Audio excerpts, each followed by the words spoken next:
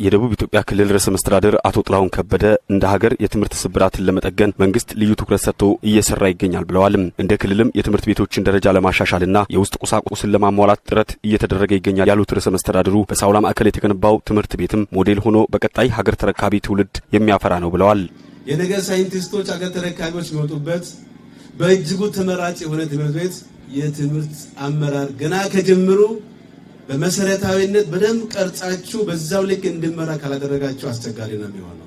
ትምህርት ለትውልድ ንቅናቄ ልመራ ይገባል ብለው ባለፉት 3-4 ዓመታት እንደ ሀገር እጅግ በጣም በርካታ የትምህርት ቤቶችን ደረጃ የማሻሻል ግብአት የማቅረብ አለፍ ብሎ ደግሞ የተማሪ ውጤቶች ላይ የሚታየውን ለውጥ እንዲመጣ ጠንከር አድርጎ በመያዝ ከፍተኛ ለውጥ ያመጡ ስላሉ ይሄንን ሚኒስትር እየመሩ ላሉ ለክቡር ፕሮፌሰር ብርሃኑ ነጋ እንደ ደቡብ ኢትዮጵያ ክልል መንግስት ታላቅ እውቅናና አድናቆት አቀርብልሃለሁ። እንኳን ደስ ያለህ እልሃለሁ። የፌዴሪ ትምህርት ሚኒስትር ፕሮፌሰር ብርሃኑ ነጋ በበኩላቸው በትምህርቱ ዘርፍ የተያዘው ሀገራዊ ግብ እንዲሳካ የመምህራንን አቅም ከማሳደግ ጀምሮ ሰፊ ስራዎች እየተሰሩ መሆኑን ገልጸዋል። የትምህርት ተደራሽነትን ማስፋት ብቻ ሳይሆን ጥራት ያለው ትምህርት ተደራሽ ለማድረግ በቂ ጥረት እየተደረገ መሆኑንም ጠቁመዋል። ትምህርትን ጥራት እናሻሽል ካልን አንዱ ማድረግ ያለብን ብዙ ነገሮች ነው።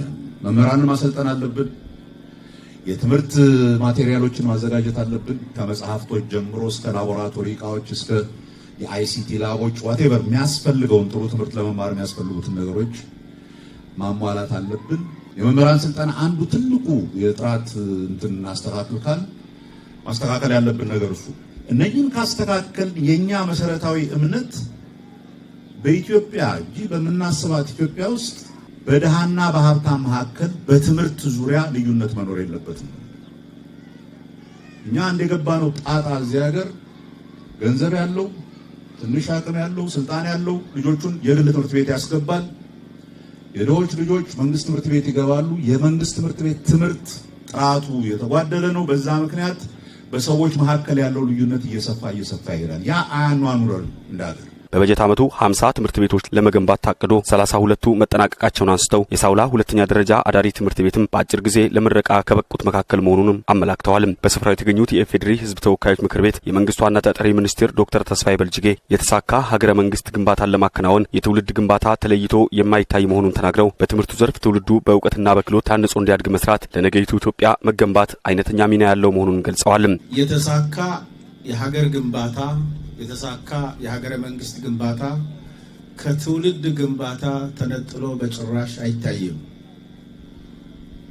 ያደገ የበለጸገ በታሪኳ ልክ ከፍ ያለች ኢትዮጵያን ለመገንባት እጅግ በጣም ወሳኝ ከሆኑ ተግባሮች ውስጥ ግንባር ቀደሙ ትውልዱን በእውቀት ትውልዱን በክህሎት ትውልዱን ቴክኖሎጂ መጠቀም በሚያስችል ደረጃ ማነጽ ነው። ለተሰማራበት መስክ ውጤታማ መሆን የሚችል ራሱን መቀየር የሚችል ለቤተሰቡ መሆን የሚችል ለአካባቢው መሆን የሚችል ለሀገር የሚሆን የሚችል ወጣት ትውልድ መገንባት የሚቻለው እጅግ በጣም ጠቃሚ ከሆኑ ጉዳዮች ውስጥ አንዱ ትምህርት ነው።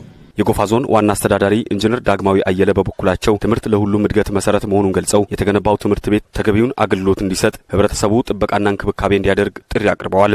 ትምህርት ቤቶችን እነዚህ አድርገው ከተሰጡ በኋላ እኛ የአካባቢው ተወላጅ የሆን በዚህ አካባቢ የምንኖር ልጆቻችንን የምናስተምር ትምህርት ቤቶችን መንከባከብ የተሻለ ቦታ ማድረግ ለልጆችም ምቹ ሁኔታ መፍጠር ከኛ የሚጠበቅ እንደሆነ ተማሪዎችም ትምህርት ቤታችሁን እንድትንከባከቡ ወላጆችም ይሄ የሚታየውን ቃል የገባነውን ግቢውን ማልማት ለውጥ ማሳየት ለትምህርት ቦታ ምቹ ማድረግ ኃላፊነታችንን እንድንወጣ ጥሪን እያስተላለፍኩኝ የሰዎች ለሰዎች ግብረ ሰናይ ድርጅት የሀገር ውስጥ አስተባባሪ አቶ ይልማ ታዬ ድርጅቱ ከትምህርት ዘርፍ በተጨማሪ ንጹህ የመጠጥ ውሃ ተደራሽ እንዲሆን የሴቶች ተጠቃሚነትና የአካባቢና ደን ጥበቃ ላይም በትኩረት እንደሚሰራ ተናግረዋል። በመጨረሻም በትምህርት ቤቱ ግንባታ ላይ ከፍተኛ አስተዋጽኦ ላበረከቱት ለኢፌዴሪ ትምህርት ሚኒስትር ፕሮፌሰር ብርሃኑ ነጋና ለሰዎች ለሰዎች ግብረ ሰናይ ድርጅት የሀገር ውስጥ አስተባባሪ አቶ ይልማ ታዬ እውቅና ተበርክቶላቸዋል።